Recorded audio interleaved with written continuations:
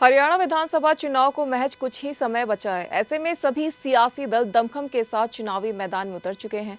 वही राजनीतिक बयानबाजी से भी सियासी पारा हाई है। कांग्रेस के अब की बार 70 पार के नारे पर कृषि मंत्री कंवरपाल गुर्जर ने जमकर निशाना साधा। वहीं कांग्रेस की गुटबाजी को कांग्रेस का कल्चर बताया। कृषि मंत्री ने कहा कि लोकसभा चुनाव में कांग्रेस ने झूठ बोलकर जनता को बहकाने का काम किया था, लेकिन विधानसभा में स्थिति बिल्कुल अलग होगी। कांग्रेस में सभी अपने अपने स्वार्थ की राजनीति करते हैं और भाजपा राष्ट्र हित के लिए काम करती है।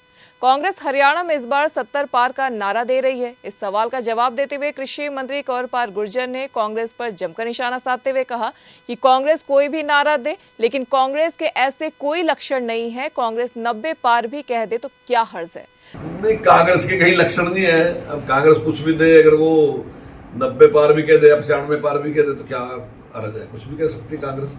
लेकिन कांग्रेस के कोई लक्षण इस प्रकार के हैं नहीं कि कांग्रेस की कोई अच्छी स्थिति हो।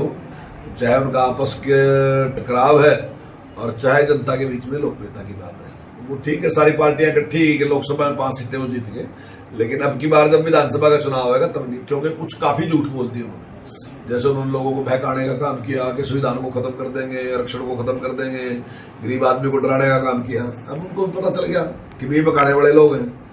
और चाहे उन्होंने फिर ठकाठक पैसे देने की बात की तो लोगों को भी पता चल गया वो भी कुछ होने वाला नहीं है। तो जो झूठ है वो जनता के सामने उजागर होगा। तो आने वाले टाइम में जब विधानसभा का चुनाव होगा तो निश्चित तौर से ये लोग जो हैं, जिन्होंने पिछली बार भी कांग्रेस को अगर वोट दिया तो अब की बार वोट देंगे।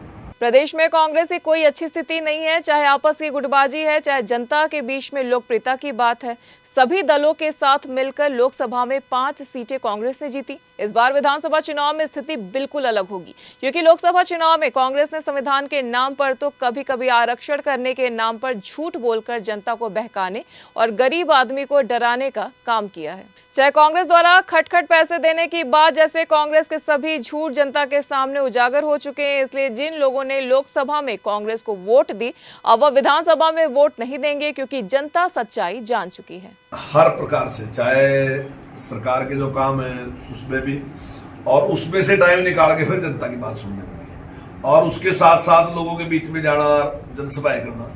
तो मैं समझता हूँ बहुत मेहनत तो आज की डेट में कर रहे हैं और लोगों के बीच में खूब लोग मिलेंगे। सर का कल्चर है ना जी, वो उसको कोई बुरा नहीं मानते कि यहाँ कल्चर है ऐसा। वो कहते हैं कि भाई उसमें ही बरकत है। उनके यहाँ ऐसी लड़ाई में बरकत समझते हैं। हमारे यहाँ एकता में बरकत है। हम समझते हैं कि हम सारा एक मुखी होकर चलेंगे।